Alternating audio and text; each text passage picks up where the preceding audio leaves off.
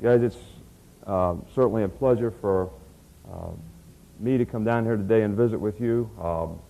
Our staff certainly appreciates all the people in the coaching profession who helps us be successful.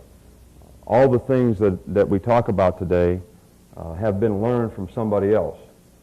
Some of them high school coaches, some of them college coaches, some of them pros coaches, some of them players. And we appreciate what you do in developing athletes, football players, and attitudes that help us in college to be successful. And because of that, I want you to know that anything that we can do for you at Michigan State University, our staff would be more than happy to share with you any information that we have, spend time with you if you'd like to visit. We'd just like to welcome you to come to Michigan State at any time. And it's not that far from here. It's a beautiful place, and we'd love to have you. And we have a good staff of people who are really good about spending time with visiting coaches. We would like to help you any way that we can professionally. So don't hesitate to ever ask. The first thing that I'm going to talk about today here is developing attitude in players, developing a team concept in a team.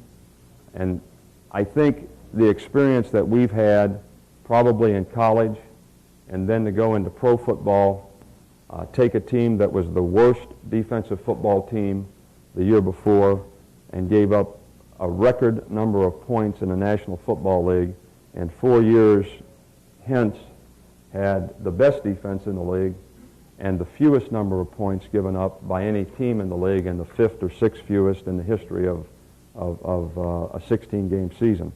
So that took a lot of attitude development individually and collectively with the players. Now, first of all, I'm going to talk about individually how we need to motivate people, or try. I think that it's always better to motivate in a positive way. I think that it takes a certain amount of character to be successful. I think it takes a certain amount of self-discipline to actually have character. Character, to me, are the kind of decisions that we all make when no one else is around. Example that I like to use with our players is there's a four-way stop outside my office. When the police are sitting on the corner, everybody always stops. But there are people who don't when that phantom police car is not there. And the decision that you make when you're away from us, whether you're going to dissipate and make the wrong decisions about the things that you do, whether it's handling your personal life, how much you eat, how much you work out, what your willingness to be successful is, all those decisions are what is your true internal character. If you don't have self-discipline, you won't be able to make those correct decisions. So that's very, very important in any program and any individual. Now, some of you who coach in the high school level obviously can't pick and choose who you have to coach. And believe me, we really respect that fact. We have an opportunity to do that at the college level because we can choose who we recruit. You can at the pro level as well because you can choose who you draft or sign as a free agent. But everyone does not have the kind of character and self-discipline that they need to be a successful person. And I think you have to try to develop that. A lot of people say, how do you discipline your team? I was just at a meeting yesterday with the Board of Trustees that says we need a student code for student athletes of conduct at this university, which is probably true. I think at the NCAA or Big Ten level, we probably do need something like that. But the reason we need something like that is probably because we have too many individuals coming out of high school who don't have the social behavior discipline to function in a society like a major college. And I think this has been the case for years and years and years. But discipline is not always punishment, is the point that I tried to make with them. That just eliminating opportunities does not always create discipline. To me, discipline should be structured in a way that it has an opportunity to change behavior, because then you're doing something positive. The number one thing that I think you need to develop in your team and your individual players is they need to know what they want to accomplish. That's the number one thing. You can establish goals for your team. You can establish goals for your offense. You can establish goals for your defense. But to me, to be successful, you have to know what you want to accomplish. That's going to make something important for you to do, because you want the players to do it because they enjoy doing it, they want to do it, they have some ownership in it, and they feel a part of it, and they're going to get positively reinforced when they make a commitment to it. But you can't accomplish anything if you don't know what you want to try to accomplish. And if you need to sit down and try to get them to make some commitments, then you need to do that. And you need to take the time to do it, because to me, attitude development makes all the difference in the world. But if a young man knows what he wants to accomplish, he'll have the desire, which will give him the willingness to work and invest his time in what he needs to do to be the best he can be at that. It'll also give him the willingness to persevere and stick with it, learn from his mistakes, so he can continue to grow in a positive direction. I think that players, that's the starting point, because at least you're getting the work ethic that you need, and people aren't getting discouraged every time things don't go the way they should. And believe me, these young men have to overcome a lot of adversity. Yours do, ours do, everyone does. I mean, I think Bob Tucker here we were at Ohio State together.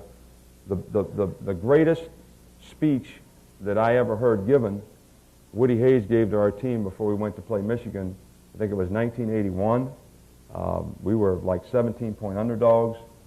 They had a great team that year. They had 5 All-Americans on offense, Butch Woolfolk and Bubba Paris and all kinds of players. And we didn't have much of a chance to win. In fact, by winning, we ended up going to the worst bowl game. We would have done a lot better if we'd have lost the game, because no one thought we were going to win. So when we won, we didn't really have a bowl game to go to. No one ever thought of that. But Woody's whole speech was about overcoming adversity, and that there can be no great victories without a tremendous amount of adversity to overcome to make it a great victory. And he talked about all the adversity that our particular team had, the bad weather, being underdogs, playing in Ann Arbor, all those things, and he equated it to the war in the Pacific, which I can't do because I'm not the history buff that he once was. But it was a great speech, and I've never seen a group of players so zeroed in and relate to that. And we went there and played a great game and won the game 14-9. He also said after the game to the coaches, "I'm glad we don't play anybody next week, because I don't think there's a team in the country we could beat next week." Because we really did play ass over tin cup. I mean, tea kettle, just got after it and played great and played with a lot of heart. But overcoming adversity, learning from mistakes is very, very critical.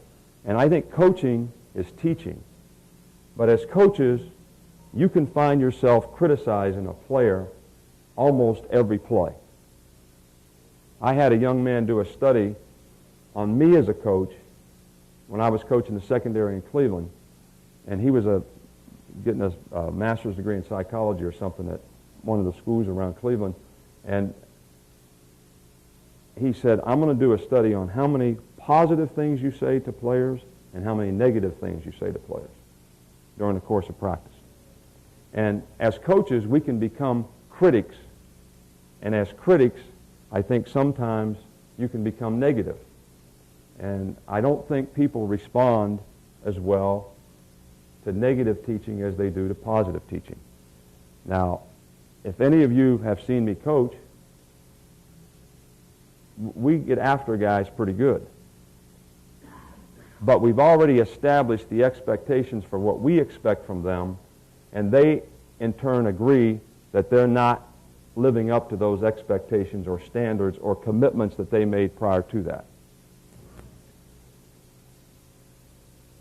So having the ability to learn from your mistakes and overcome adversity is very important to me. One thing that we had to overcome on our team in Cleveland and our team at Michigan State, when we played Nebraska this year, and they kicked our ass like a redheaded stepchild now, 50-10. And Tom Osborne says after the game, he says, you know, Coach, you have a better team than you think. And when they beat Florida 64-20 or whatever that game was, I said, you know, he's probably right. We were a little bit better, and that was about as close a game as they had all year. But our players did not believe that they could win that game.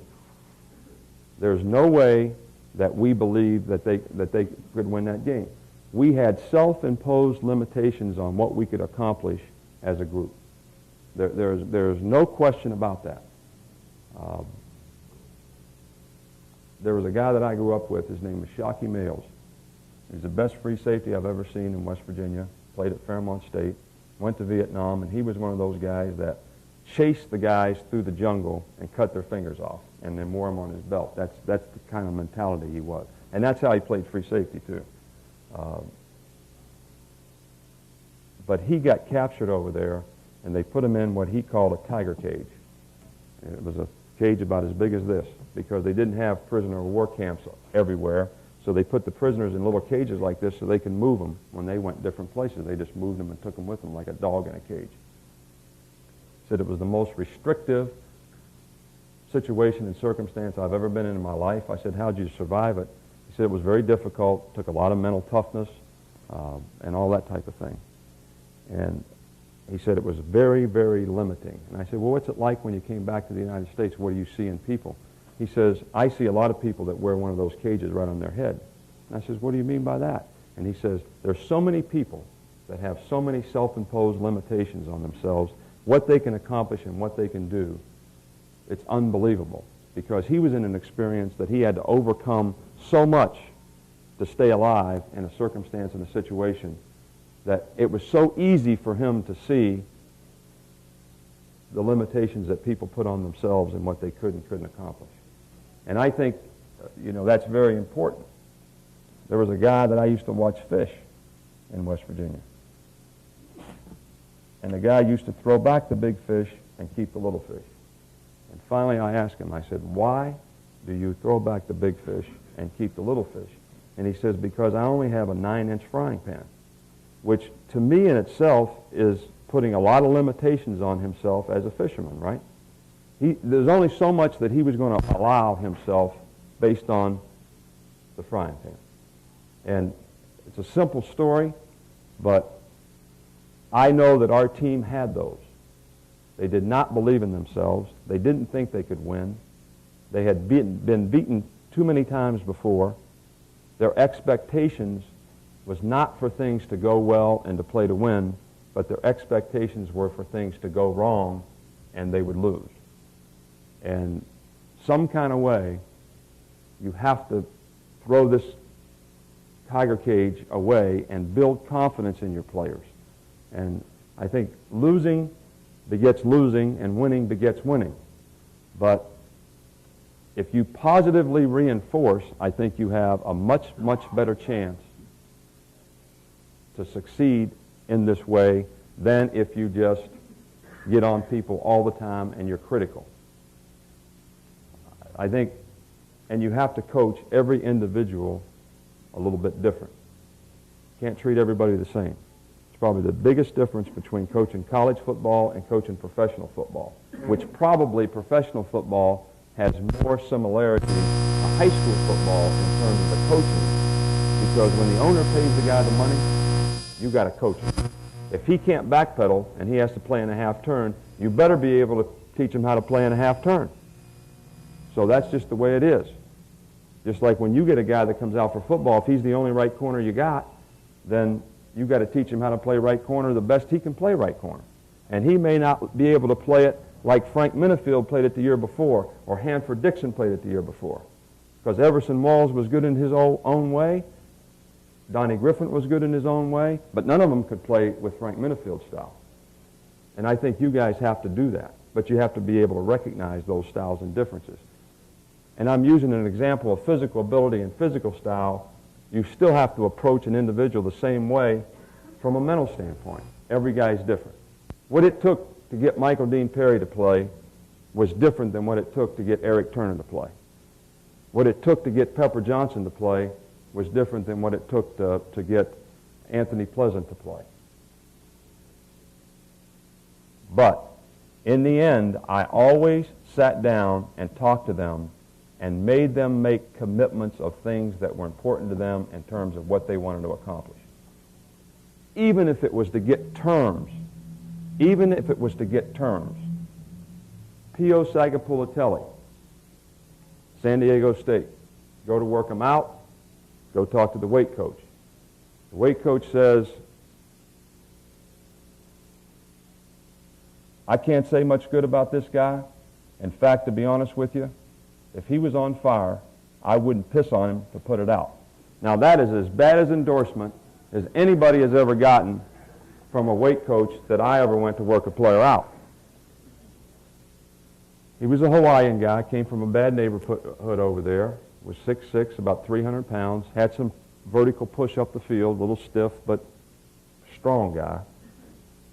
So I talked to him at San Diego State, and I said, you know what, you can play in the National Football League, but you fight all the time, you get a lot of penalties, you're undisciplined, you haven't responded very well to the people here who have tried to help you. They don't endorse your character or you as a human being.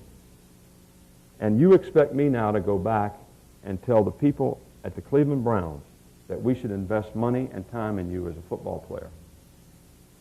And he said, Coach, if you do it, I'll never be a problem. I'll never be a problem. I said, if you make that commitment to me that you'll never be a problem, I'll go back and tell the people that we'll take you.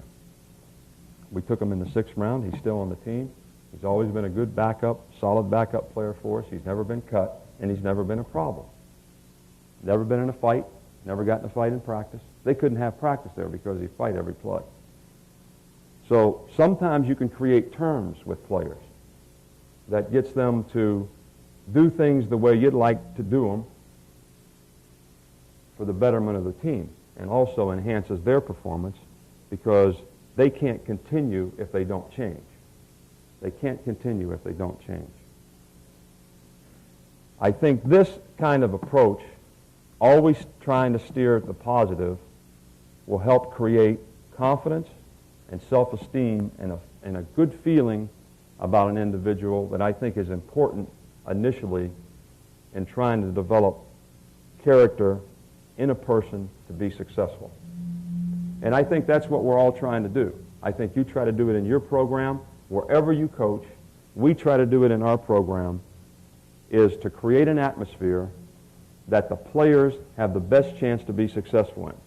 Not only as players, but as people, and as students, and as athletes, and hopefully what you do is helping them develop a career for themselves someday outside of football. I think that's what coaching really is all about. That's the intrinsic reward we probably all get from doing it when we see those things happen and we see how we help people in a positive way. So that's really important from our standpoint. Now, getting off of the individual and going to the team. I think teamwork is the essence of life, basically. And football is probably the greatest team game of all the games, with 22 players on the field at once. I think the first thing that all these individuals have to do, and it's tougher and tougher and tougher because I think people are more selfish and self-centered all the time. My own children are selfish and self-centered because they are spoiled. And I'm not sure how not to do this, but the first thing that these people have to do to be a part of the team is you have to suppress your own self-ego for the good of the team. That's the only way you can give the proper respect to the other people that you have to participate with. You cannot worry about yourself first. You have to give that up. Being a part of the success has got to be more important than you being personally indispensable as a part of the team. And some players enjoy that status. And sometimes you have to take it away from them so they see that we can win without you. You really do. being a part of the success of the team has to be more important than your own personal, you personally being indispensable or trying to reach a status with the other players on the team that you are indispensable. I think if you can do that, then the team can actually develop a personality of its own. There can be a genuine enthusiasm, and they can have a respect for one another I think they need to have a successful team. Selfish behavior must be set aside. It's got to be. And if you're looking for it, you can see it all the time. You can see it all the time. And players will test you all the time. And the better the player, the more they'll test you. Just like those 4 guys that didn't get on that bus at 1 o'clock in the morning in Shreveport, Louisiana. That was the curfew. The reason we suspended them and didn't start them in the game and held them out for a quarter is because they were there, they chose not to come back. They didn't miss the bus. They made a conscious decision to stay out later than the law allowed. So to me, the only way, and they thought that because it's Scotty Green and because it's a starting middle linebacker and different things like that, starting strong safety, that we wouldn't do anything about it.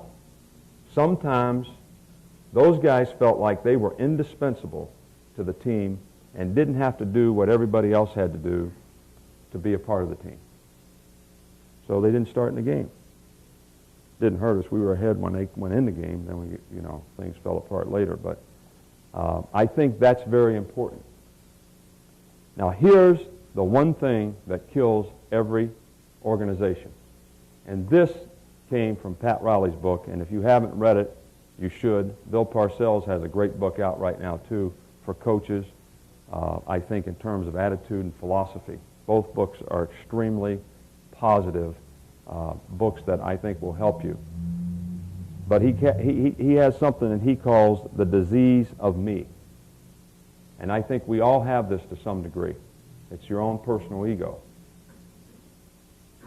But people who create 20% of the success or results want to get 80% of the credit. And that can kill any organization faster than anything. It can kill any team faster than anything. And it's only human nature to want to get recognition. It's only human nature. And that's probably not wrong in any way, but not at the expense of somebody else. And if you're successful, there should be enough credit to go around for everyone. Enough to go around for everybody. And because of the success of the team, then the individual notoriety comes about. 1990, the New York Giants won the Super Bowl. Had 9 players on defense make the Pro Bowl. The next year they went, I don't know, about 500, 8-8 or something. Maybe it was 7-9. They had 1 player make the Pro Bowl. Always use that example with the players to try to get the idea that the team success was more important than the individual. There's a lot of people in this category here that have an ego that they can never be wrong, which I think if you're wrong, you should admit that you were wrong and go on and learn from there. But they can never be wrong because they never do anything. But when somebody else does it, they're the first one in line to take the credit for it. Now that'll kill you more than anything, I think. Whether it's your coaches that do it, your athletic director that does it, the principal of the school, I don't care who it is. I think this comes, and we had some of this on our team this year, because these guys hadn't had much success. We're 6-3-1 going into the Penn State game, and actually outplay Penn State, but because we don't know how to win in the end, we can't win. We don't win. We lose on the last play of the game. But inexperience with dealing with success can be a problem in this area because people have never been exposed to that kind of reinforcement. And it can be a problem in terms of how they handle it. people feeling like they're unappreciated, like what they do is not appreciated. Sometimes that's justified because we may not be reinforcing them enough, but when they have that feeling, they're really saying to you, I'm not getting as much credit as I deserve, which is a selfish deal. Paranoia over being cheated out of what is rightfully yours. Paranoid that somebody else is trying to take what you feel should be yours. I'm not talking about items now. I'm talking about attention. Resentment against the competence of your partners. In other words, because you want the credit, you don't really want to see another person do well. Because you don't want them to get any credit. Which that's all goes back to this disease that'll kill your organization. Personal efforts solely to outshine your teammates. Your motive to do well is to be better than somebody on your team so that you can outshine them rather than for the betterment of the team itself.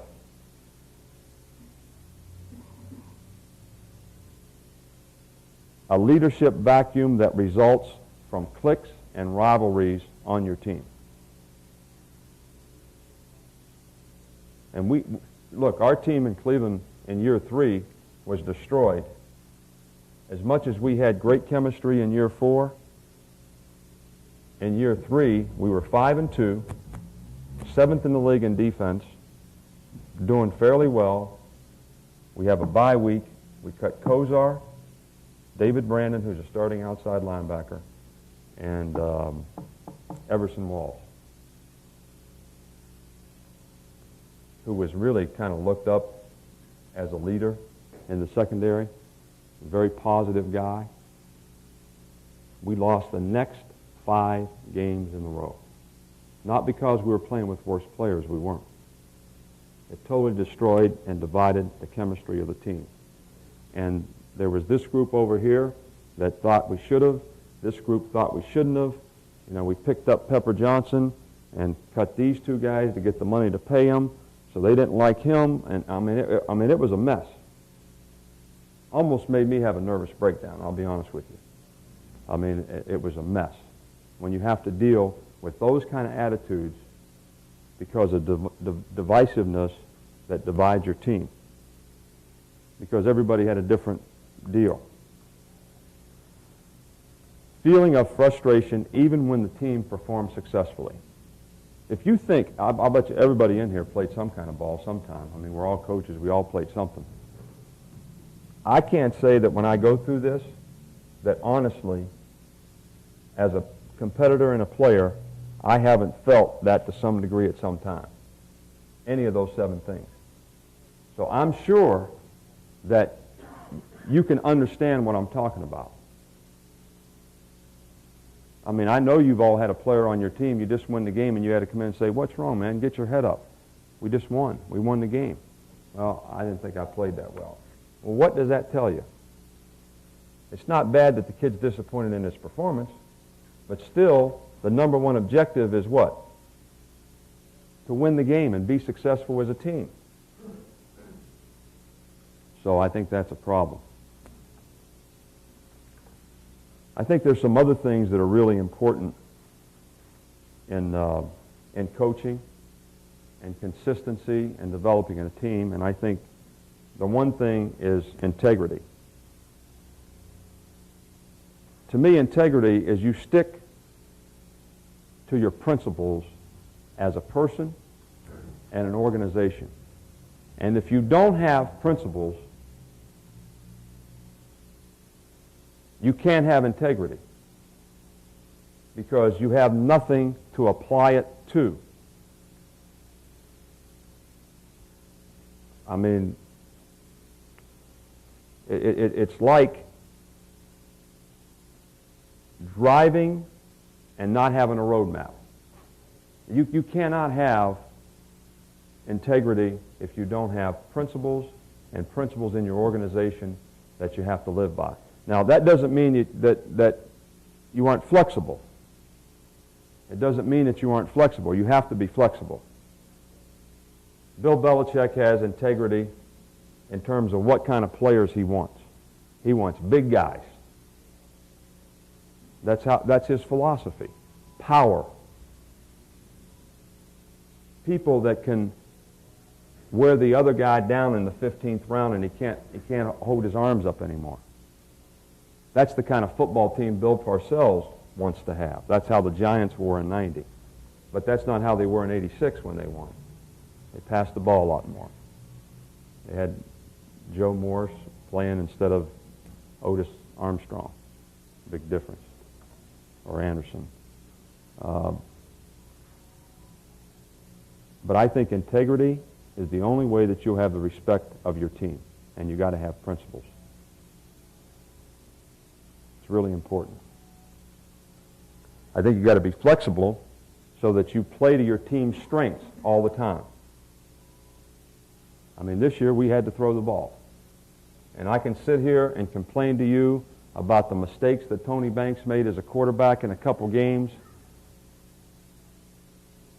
and be mad about it.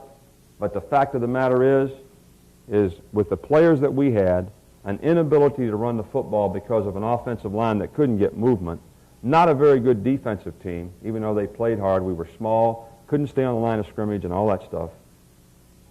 We had 3 good wideouts, 2 good runners, and a good quarterback. The only way we were going to win is if the quarterback had the opportunity to do the things that he needed to do in the game to score points, to utilize the skill players, spread the defense out. And if he played poorly, we couldn't win another way. And it's not good to have to play that way, but we were trying to play to our team's strengths.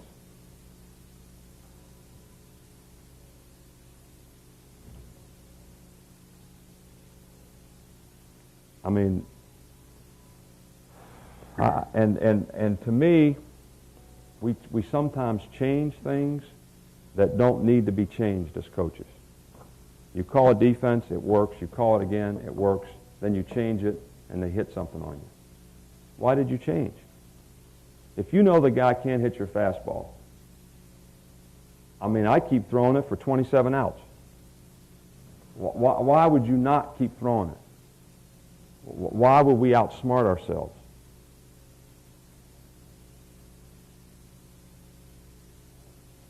Now, there's some things that we always try to get from our players. Expectations. Call them intangibles, if you will, but they're really not intangible. They're really parts that are important.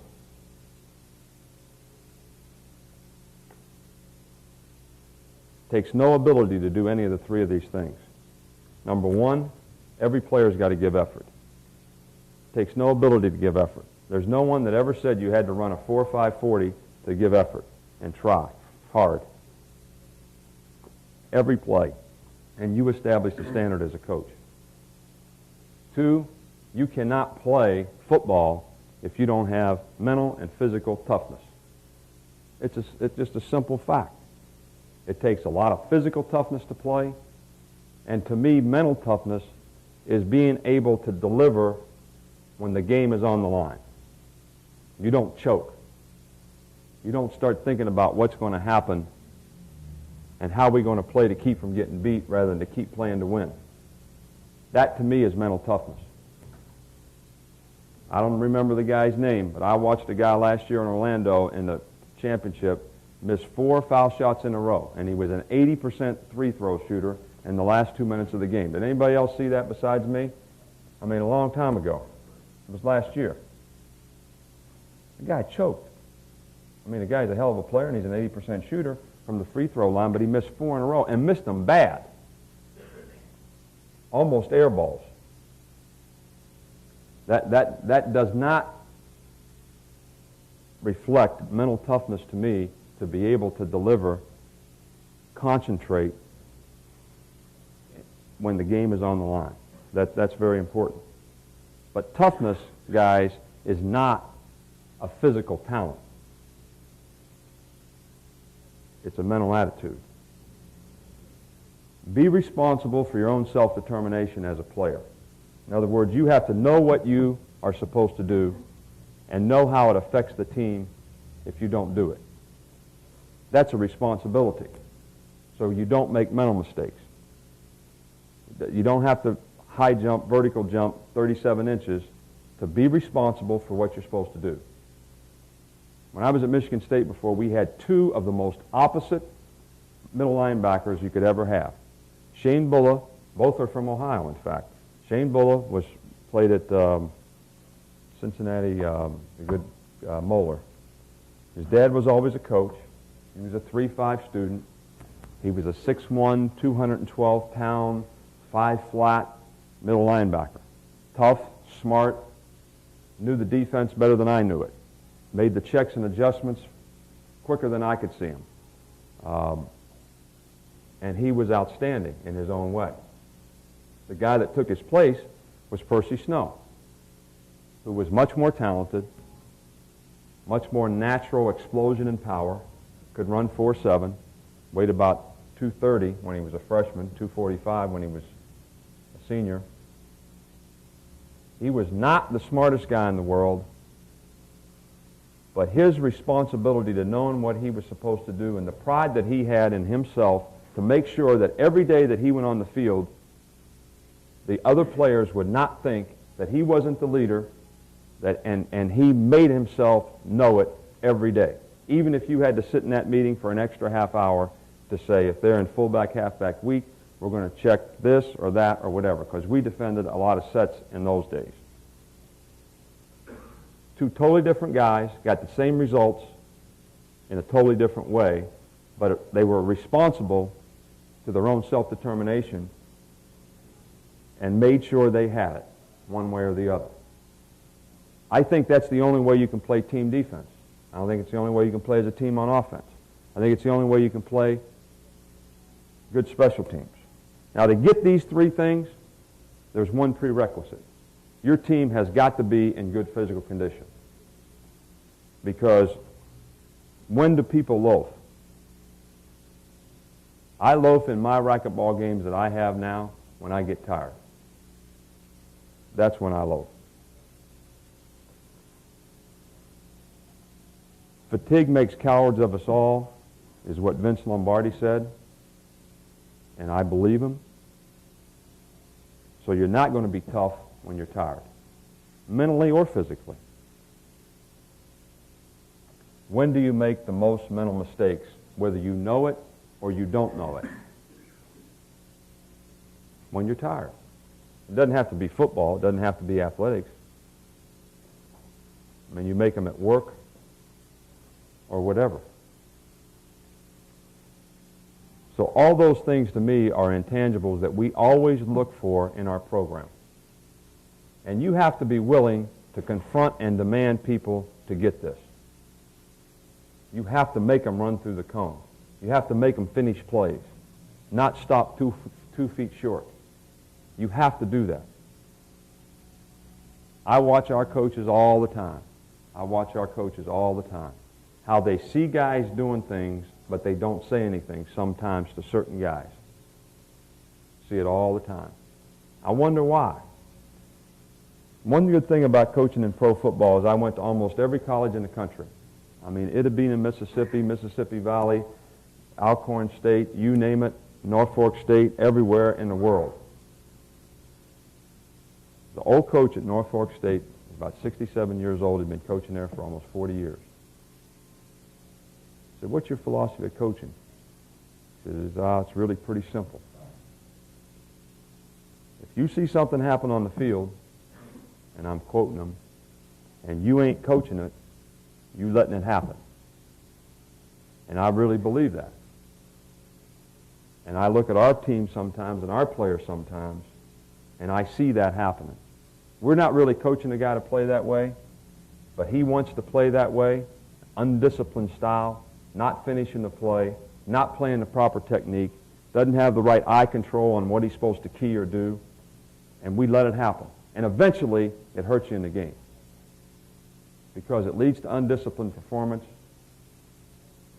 And all the checks and balances that you have built into your system, offense, defense, whatever it is, are going to go awry when a guy's not playing run pass if he's supposed to play that, he's not run support if he's supposed to do that, he's not staying inside out on the ball if he's supposed to do that, or whatever it is. So that's really important. A couple things here, guys, that I think are important. You have to reinforce positive performance. You have to. And you have to have it in your system to do it. Now, I was in charge at the Buckeye Leaves when I was at Ohio State, those things that everybody puts on their helmet. And there was guys that would actually compromise a victory to get another half a leaf on their helmet. I promise you that. It was the biggest pain in the ass job I ever had in all my 22 years of coaching. Bob, you were there. I mean, if Tim Spencer got 13 and a half, he wanted 14 and a half. I mean, if Sleester got 20 leaves, he wanted 21. It didn't make any difference what it was. Just like your wife, you know, if you give her 20, she wants 21. Dollars most of the time, but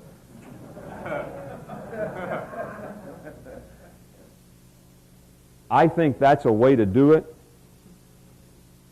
but that's kind of individualistic in manner, and the way we tried to do it is more in a team way. And you'll be amazed, and one thing that people don't understand about pro players is still they want the attention and they want to be reinforced for positive things that they do. I've seen guys bust their ass that made $3 million a year for a $100 bill if you put one up there on a production chart as who got the most production points in a week in Cleveland. Like they didn't have enough money to walk across the street and buy a cup of coffee. Unbelievable. It wasn't the 100. It was just the positive reinforcement they would get from their peers and the coaches and the other people in the organization if they got it, if they did it. So we always try to set up goals and things like that that will promote reinforcing positive performance. You have to have that. You have to have it. And there's a lot of ways to do it. But I think philosophically how you're structured helps you do that, even in your goal boards if you have them. And the first 2 years in Cleveland, we didn't have any of this stuff. We didn't use it. Bill didn't believe in it. Then the more he got involved in other things, the more I could do more things like we used to do them, so we had goals. The goals on defense were this. The first one is always to win. That's got to be the first one.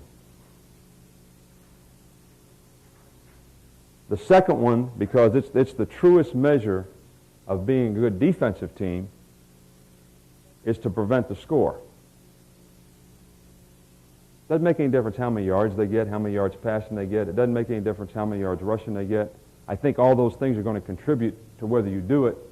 And I think all the things that we talk about contribute to being hard to score against. And that's the number one thing that I always wanted to hear as a defensive coordinator, which people would come and say, well, you guys are playing it. You are hard to score against. You're hard to score against.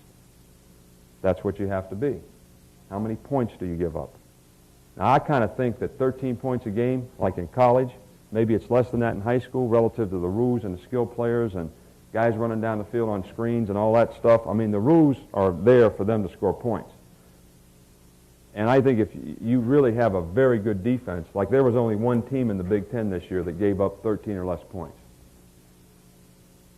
And it wasn't a terrible defensive league of defensive teams or anything. You have to stop the run to be an effective defensive team. You have to. Now, we just put 3.3 yards per rush down. Because if you're playing a wishbone team, they might get 200 yards rushing, and that may be good. So it's how many yards per play they get that I think is a key. We put 5 yards per pass play. No more than 5 yards per pass play. That's all pass plays. And stats in college and with you guys in high school don't indicate that. If a guy gets sacked, that's a pass play. That should come off of passing yardage, not rushing yardage. And that's how it is, because then you truly know on the passing plays that they called, you gave up this many yards. These are the results of the passing plays. You have to get turnovers, because turnover ratio is one of the most significant factors in winning and losing. There's no question about it. If you give up big plays, you will not be hard to score against. Big plays to me are 20-yard passes or 15 or more yard runs. Third down efficiency. If you get off the field on third down and you concentrate and emphasize that part of your team, you'll be surprised how important it is. A lot of coaches, they keep playing the same thing on third down. You have to play the down and distance and the situation in the game and be able to get off the field. And red area efficiency is really important. Now, the staff that we have at Michigan State right now has never worked anywhere they've ever coached on playing differently in the red area. And everybody understands what I mean by the red area, the plus 20 in, going in, than they do out in the field. Play the same coverages, same stuff. Well, we don't play the same coverages, and we don't play the coverages the same way. I mean, we call cover 2 now red 2. We call 9 red 9 because it's different. The field shrinks. There's no vertical stretch anymore. So you should adapt your teaching and your philosophy and coaching to that. We went 15 quarters, I don't know if it's a record, 15 quarters in the league without giving up a touchdown in one stretch. It was over 3 or 4 games. And we were always in the first 3 in red area efficiency in Cleveland. And if you're good in the red area, that means you prevent the touchdown 60% of the time. 60% of the time you get out without giving them a touchdown. That's what we try to do. And we were always above that in Cleveland. They get inside the 20-yard line. We got out 60% of the time. Now, you saw Dallas' stats on the Super Bowl probably, that they score touchdowns in the red area, what was it, like 47% of the time. Well, you can only let them score touchdowns in the red area, if you're going to be good, 30% of the time. Because you'd be amazed that if they kick 5 field goals, the score is 15-0. If they score 5 touchdowns, it's 35-0. That's a big difference. In one situation, you've still given your team a chance to win. In the other one, you got no chance to win. Now, good third down efficiency, I didn't tell you that, I didn't mention this, is that 30% efficiency against you. In other words, 3 out of 10 times they make a first down. That's good. Now, our goals at Michigan State on offense are just the opposite of these. Because if these principles are important to winning on one side, then those principles are important on the other. Now, we have some little offshoots, like winning is still the #1 goal on offense. Scoring points, and we like to score 28 points in a game, is ours. Rushing the ball for more than 3.5 yards per carry. They have 4.0 down. They want to throw the ball with efficiency and not make turnovers and make enough big plays in the passing game that they're going to average 6 yards per pass play, which means you have to be able to protect the quarterback. If you're going to pass the ball, you have to be able to protect the quarterback. Their third down efficiency is 40%, and they want to score touchdowns 50% of the time in the red area at least. So that's just those are the principles to me that are going to affect the outcome of the game. Now, somebody could say, well, how come you don't have a goal for sacks?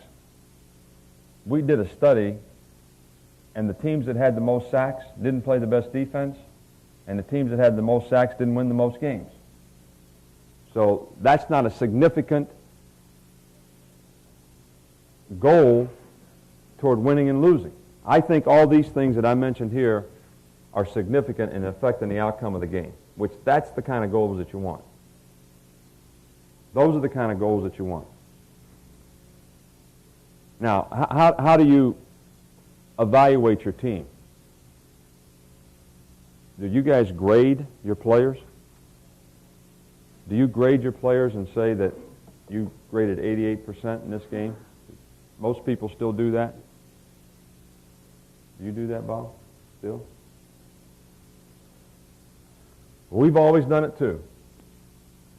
But the only thing that we never do anymore is ever tell a guy he has a percentage grade that gives him and makes him have a winning performance.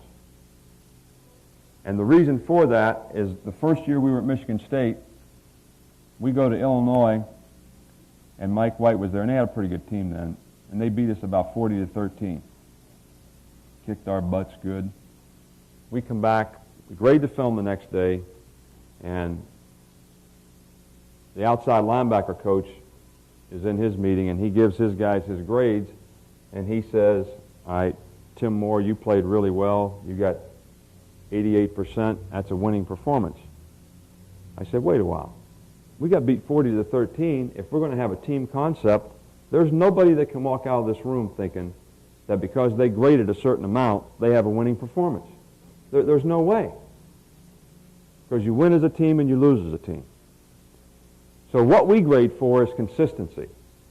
And there's no winning or losing grades, performances. That was the end of that. That was the last time we ever had winning performance. Because it's not winning performance, it's what you think as a coach is enough consistency to win at the position. But consistency is only a part of being a good player. Production is really important as a player. Production. How many plays do you make? And we've all coached guys that don't do it like we'd like for them to do it, technique-wise, so you can give them a minus in the technique, but the results are good. Michael Dean Perry did not always play three technique exactly like we coached him, but he made as many plays doing it like we coached him as he did his own way. And there was always a negotiation going on there. Play the defense, two gap, 25% of the time. That's all I'll call it. I'll make sure when the day is done that you're only going to have to play two gap 1 out of every 4 plays. And we'll move you and let you do what you want to do the rest of the time. Now, Bill didn't have the flexibility to do that, but that's the only way. Otherwise, the guy was never going to play what you want him to play. Never.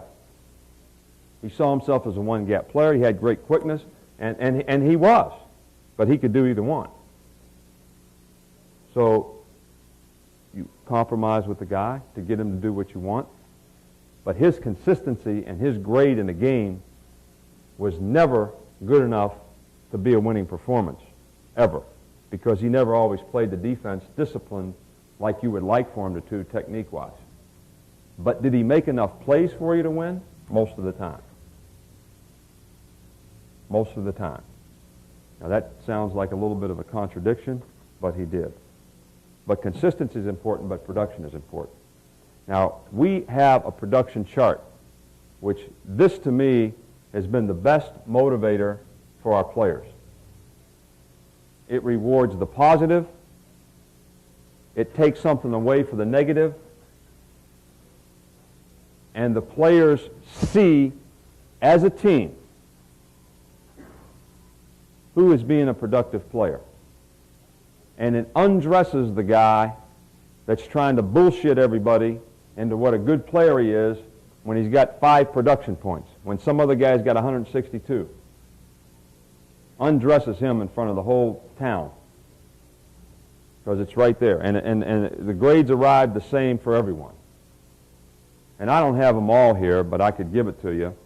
But it's a point system that reinforces positive plays. Example, you make a tackle, you get 2 points. You make an assist, you get 1 point.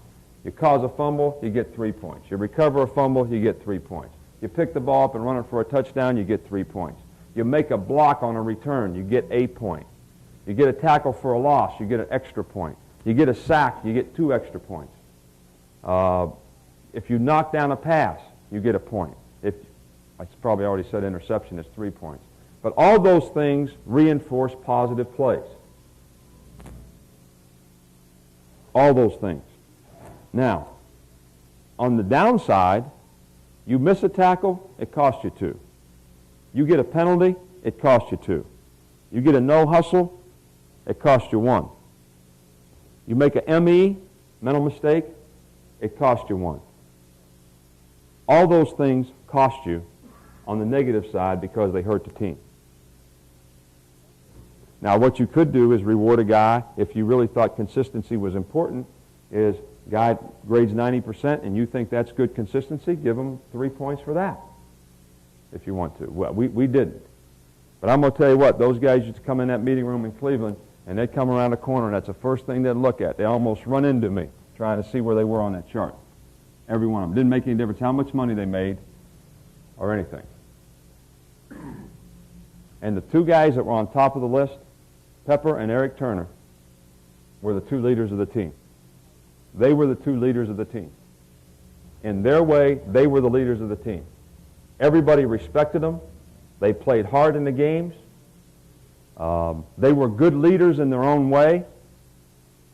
They took special handling at times, but they were good leaders in their own way. And that reinforced them in a positive way. Yeah. Okay. All right. Does anybody have any... one other thing I wanted to talk about, and we're going to take a break, is that production is important, but then I think there's a way to grade your defense or your offense which is better than giving grades to see if you're successful. You either win or lose every down and distance in the game. And I talk a lot from a defensive standpoint because that's what I've always coached.